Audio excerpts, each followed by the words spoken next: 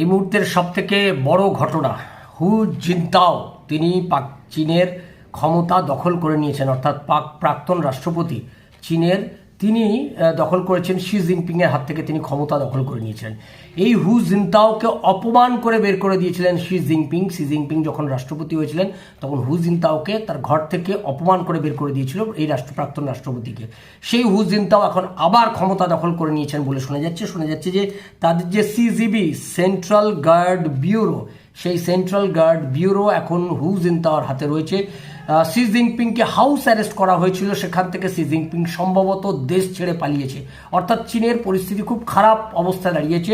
She জিনপিংকে এখন কোথাও দেখা যাচ্ছে না, তাদের পলিট ব্যুরো মিটিংয়েও তিনি ছিলেন না, সেন্ট্রাল কমিটির মিটিংয়েও তাকে দেখা যায়নি।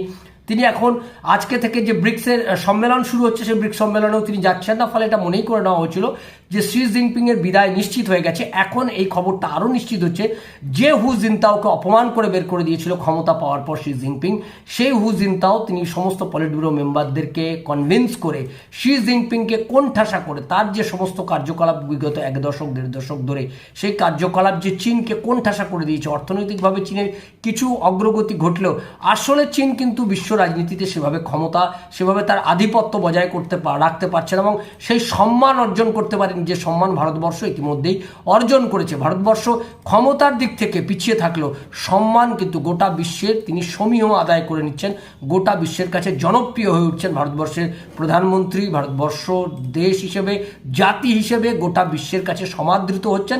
এইটা চীনের রাষ্ট্রপ্রধানদের কাছে খুবই তাদের এটা বিষ নজরে পড়েছে এবং তারা এটা মনে করছেন যে শি জিনপিং তার যে ভূমিকা, সেই ভূমিকা কিন্তু ভারতবর্ষকে গোটা বিশ্বের কাছে আদরণীয় করে তুলছে, অথচ চীন কমিউনিস্ট পার্টিকে তাদেরকে এক ঘরে করে দিচ্ছে। তাদের সম্পর্কে একটা ঘৃণা তৈরি হচ্ছে, তারা একটা দখলদারি দেশ, অন্য দেশ দখল করে দখলদারি করা কায়েম করা একটা সাম্রাজ্যবাদী শক্তি, এইরকম একটা বার্তা চীন সম্পর্কে গোটা বিশ্বের কাছে চলে গেছে।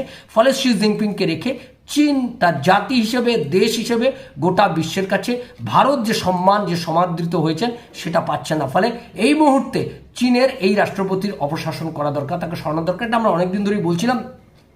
এর আগেও মাস দেড়েক আগে আমরা প্রথম ইভিএম নিউজ থেকে বলে দিয়েছিলাম যে শি জিনপিংকে সম্ভবত সরানো হবে এবং সেই পথেই চলছে। আমেরিকা এখন আমরা যা জানতে পারছি তাকে হাউস অ্যারেস্ট করা হয়েছিল, তারপর থেকে তিনি লাপাতা। মনে করা হচ্ছে তিনি দেশ ছেড়ে পালিয়েছেন, অর্থাৎ শি জিনপিং দেশ ছেড়ে পালিয়েছেন বলে এই মুহূর্তে চীনা সূত্রপাত বা বিভিন্ন সূত্র থেকে খবর আসছে। তাকে কোথাও কোনো সভাতে দেখা যাচ্ছে না, ফলে দেশ ছেড়ে পালানোর সম্ভাবনাটাই প্রকট এবং প্রবল বলে মনে করছেন।